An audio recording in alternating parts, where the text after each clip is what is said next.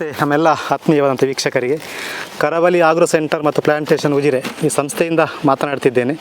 ಈ ಹಿಂದೆ ಕೂಡ ನಾನು 3 ತಿಂಗಳ ಹಿಂದೆ ಸೈಮವುಡ್ ಗಿಡದಲ್ಲಿ ಕಾಳುಮೆಣಸನ್ನು ಬೆಳೆಯುವ ಬಗ್ಗೆ ನಾನು ಮಾತಾಡಿದ್ದೆ.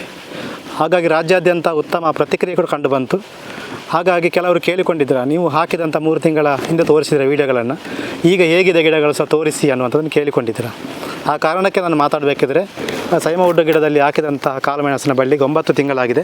9 ತಿಂಗಳಲ್ಲಿ ಸಹಜವಾಗಿ ಕೆಲವು ಗಿಡದ ಅಲ್ಲಿ ಹೂ ಬಿಟ್ಟಿರುವಂಥದ್ದನ್ನು ನಾನು ತೋರಿಸ್ತಿದ್ದೀನಿ. ಕೇಳಿಕೊಂಡಿದ್ದೀರ ಹೂ ಬಿಟ್ಟಿದೆಯಾ, ಕಾಯಾಗಿದೆಯಾ ಅಂತ. ಆ ಕಾರಣಕ್ಕೆ ನಾನು ಇದನ್ನು ತೋರಿಸ್ತಿರುವಂಥದ್ದು. ಸಹಜವಾಗಿ ಹೂ ಬಿಟ್ಟಿರುವಂಥ ನೀವೆಲ್ಲ ಗಮನಿಸಿದರೆ, ಸೂಕ್ಷ್ಮವಾಗಿ ಗಮನಿಸಿದರೆ ಕಾಣುತ್ತೆ ಇಲ್ಲಿ.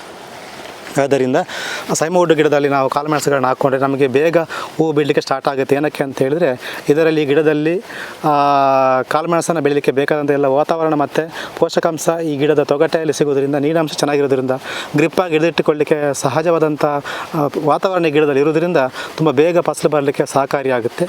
ಹಾಗಾಗಿ ತೆಂಗಿನ ಗಿಡ ಅಥವಾ ಅಡಿಕೆ ಗಿಡದಲ್ಲಿ ನಾವು ಏನು ಹಾಕ್ತೀವ ಅದಕ್ಕಿಂತ ಇದರಲ್ಲಿ ತುಂಬ ಚೆನ್ನಾಗಿ ನಮಗೆ ಬೆಳವಣಿಗೆ ಆಗುತ್ತೆ, ಬೆಳೆಯುತ್ತೆ ಅನ್ನುವಂಥದ್ದು.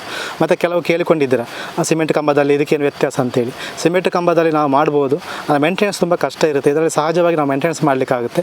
ಮತ್ತು ಫ್ಯೂಚರಲ್ಲಿ ನಾವು ಮರವನ್ನು ಕಟ್ ಮಾಡಿ ಮಾರಾಟ ಮಾಡಬೇಕಂದ್ರೆ ಈಗ ಮರಕ್ಕೆ ತುಂಬ ಕೂಡ ಫರ್ನಿಚರ್ ಪ್ಲೈವುಡ್ ಕೂಡ ಹೋಗುತ್ತೆ.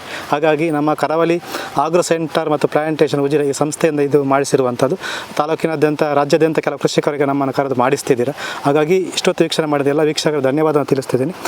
ಮತ್ತೆ ಒಂದು 3 ತಿಂಗಳ ನಂತರ ನಿಮ್ಮ ಮುಂದೆ ಬಂದು ಇದೇ ವಿಷಯವಾಗಿ ನಾನು ಮಾತಾಡಲಿಕ್ಕೆ ಬರ್ತಾಯಿದ್ದೀನಿ. ಎಲ್ಲ ವೀಕ್ಷಕರಿಗೂ ಧನ್ಯವಾದಗಳು.